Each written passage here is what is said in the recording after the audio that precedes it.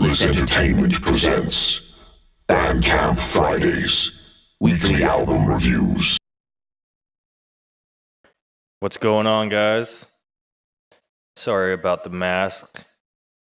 I listened to this album from a band called Aphelion, and it melted my fucking face off. So I'm gonna share that with you tonight and tell you a little bit about it. It's called Reaper Dawn. Came out in August.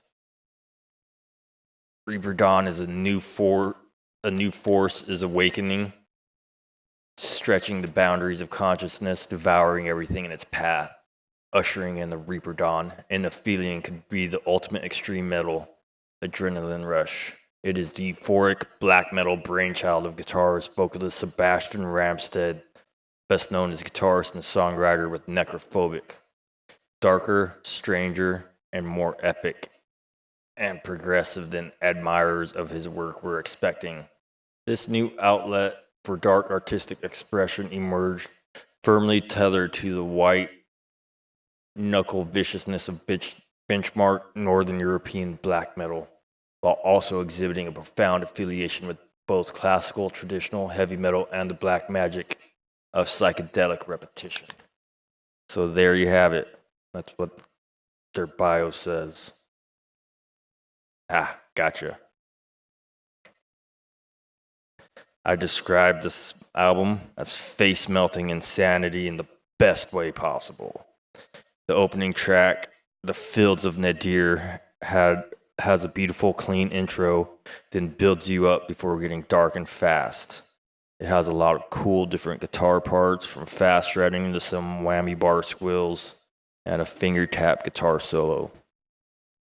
The drums keep the tempo up with thrash and blast beats and some marching snare. The toms have a nice pan with good movement and on the fills. The production quality is very high gain guitars with a lot of high end while still sounding very clean.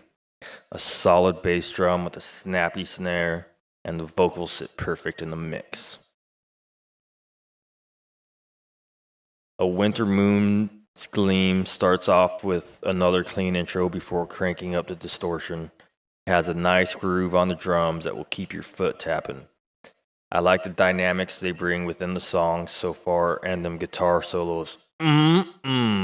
Tasty.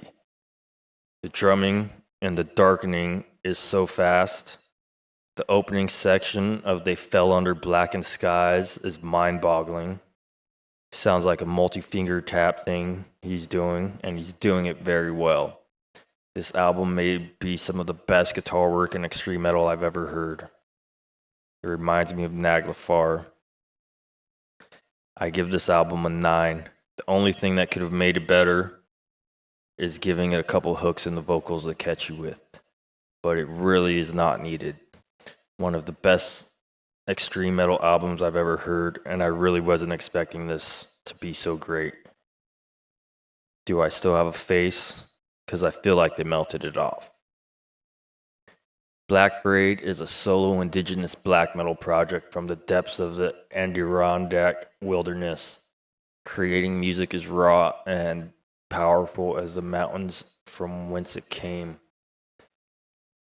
The music of Blackbraid is inspired by the forces of nature and the land around us, overpowering emotions of rage and sadness, and the deep spirituality of the project's creator.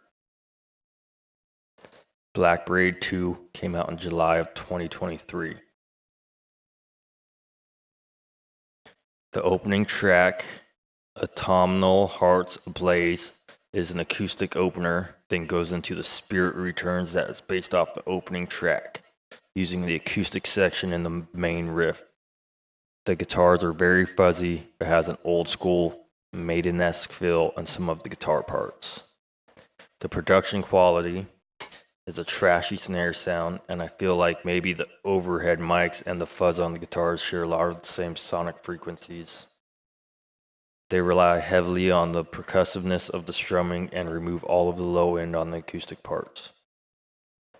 The third song, The Wolf That Guides the Hunter's Hand, picks up right where the previous track left off, with another arpeggiated riff that dominates, then moves the song in another direction. Very cool melody so far, and I like the vocals. And another acoustic song with a native flute. As the album progresses, it seems some of the high end has cleared up. The fifth and sixth songs have a combined running time of 25 minutes, and there's that flute again. This doesn't really remind me of anything specific, a good blend of a little old school and a little new school. I would give this a 7 out of 10. It's worth checking out and had some really cool stuff in it. Then next up we got Graven Noir. Devante la Porte des Etoiles. It's French, but I say it like it's Spanish. It came in August of 2024, and these guys hail from France. I would describe the overall feel of this album as haunting and dark. The opening track, Pavins, is a triumphant opener, short and sweet, that brings an onslaught of distorted chaos.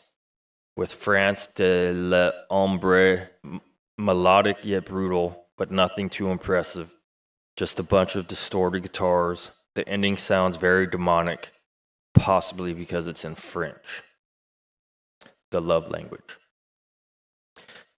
The production quality, the vocals are very well produced and stand out the most to me. The cymbals can be a bit harsh at times. And the guitars were just whatever. My thoughts on it is Ox Chians is the first riff that sounds kind of cool to me. I'm on the fourth track and it's been a bit unimpressive. It reminds me of some generic black metal. Obviously, I don't have a lot to say about this album. I give it a 5. It's not bad. It's not good. It exists. It was a 6-track. It has 6 tracks, and the opener and closer were the best part, and they had no guitars, drums, vocals, or bass on it. Listen to it if you want or don't. I would go listen to Aphelion again. We'll catch you next week with a whole new set of possibly good, possibly bad recordings. Later.